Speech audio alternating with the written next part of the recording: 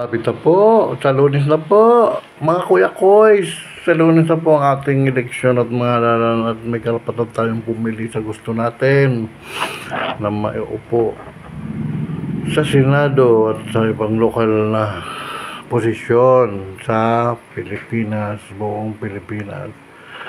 Ngayon, bilang isang citizen, maglalabas po ako ng sarili kong iboboto. Nasa sa inyo kung iboboto rin yung iboboto nyo ang aking iboboto. Unang-una, pasok sa akin si Tito Soto. Alam nyo naman yan, napakasipag, naging Senate President. So, kailangan natin may experience na senador para makapaglingkod sa ating bayan at masuportahan ang kasakalukuyang administrasyon. Pangalawa, si Abby Binay bilang isang alkalde ng Makati.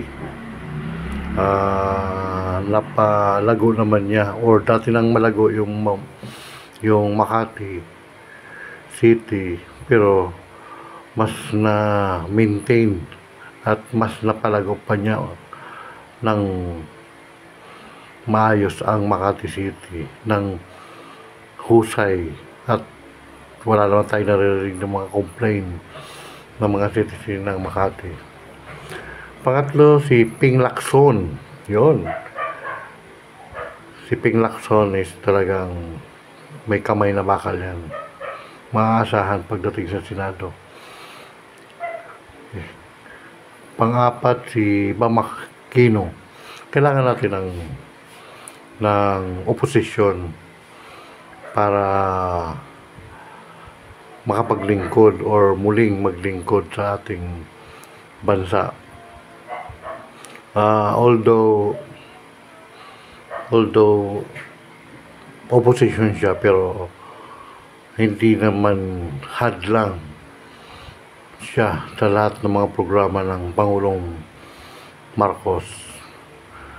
Pangapat, si Benhur Abalos. So, pagbigyan natin ng chance si Benhur Abalos, since na okay naman yung kanyang naging dati nung hinawakan niya yung lugar ng city. Okay naman na palago niya. Then ngayon may hinawakan siyang local government official. So, andun yung kanyang eager na makapaglingkod more sa taong bayan. Bakit hindi natin siya subukan sa Senado? Pangapat, si Kiko Pangilinan. Si Kiko Pangilinan dati namang, alam nyo naman, nang nakakarami na isa siyang magaling na senador.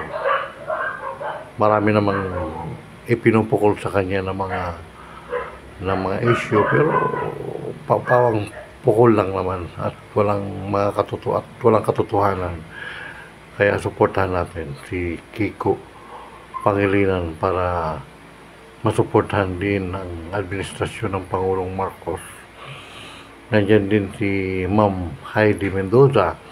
Susuportahan ko si Ma'am Heidi Mendoza dahil unang-una, isa siyang mahusay na public official at isa siyang abogada na I'm sure makakatulong siya ng magkaroon ng mga patas na batas na lahat ay magbe-benefit, hindi lang doon sa mga taong naninira o mapanira, kundi para sa pangkalatang Pilipino. Pang-apat, si Leoc Espiritu. Napanood ko naman yung kanyang plataforma, kanyang debate sa pagkipag-debate niya, or andun yung essence ng kanyang mga sinasabi na maglingkod sa bansang Pilipinas. Si Franz Castro, isa rin sa aking isusulat or isi-shade sa balota kasi nakita naman natin nung hearing talagang matapang siya na matapang siya sa Kongreso para imbestigahan ang mga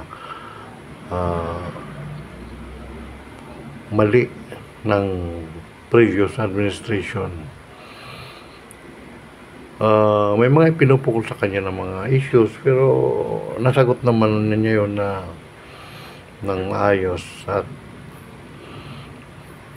binoto rin siya ng taong bayan kaya siya nakapaglingkod as congresswoman.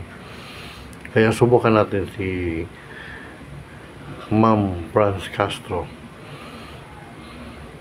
Ipasok ko rin sa listahan ko si Bonifacio Busita. Nakita naman natin sa vlog niya ang kanyang eagerness na makatulong sa hindi lang sa mga ordinaryong Pilipino na naabuso or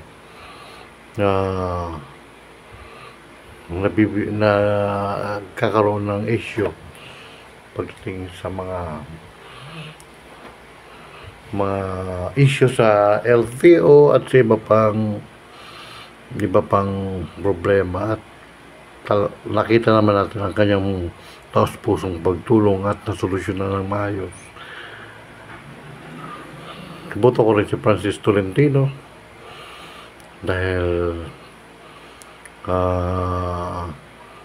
sana maging tapat or i-consider niya ang mga programa ng gobyerno or makipagtulungan siya sa gobyerno. Focus siya, maging focus dapat siya sa adhikain ng Pangulong Marcos ng mga programa na para sa ikakabuti ng pangkalahatan or nakakarami. Pang-12 si Erwin Tulfo, although may Tulfo na sa Senado, pero pagbigyan natin siya na makapag-servisyo sa Senado at masuportahan yung adhikain ng gobyerno para maayos at marami pa silang maging programa hindi lang sa ikabubuti ng bawat isa natin kundi ikabubuti ng Pilipinas at magiging kaaya-aya sa mata ng buong mundo. Maraming salamat po. Paki-subscribe niyo naman po.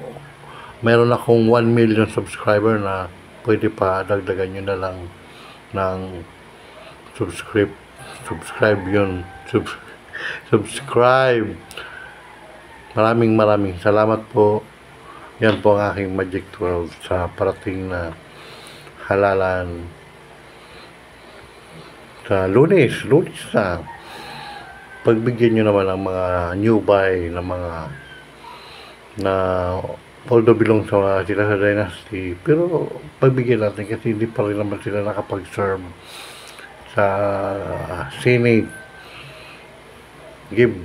Let's give them a chance to serve the Filipino people, to create more law and other program that benefit sa lahat ng mga Pilipino, pati na sa bansang Pilipinas. Maraming salamat po sa panonood ng aking videos. Paki-subscribe, paki-like na lang po. Ito po si Kuya Kois nagsasabing Alhamdulillah, salamat.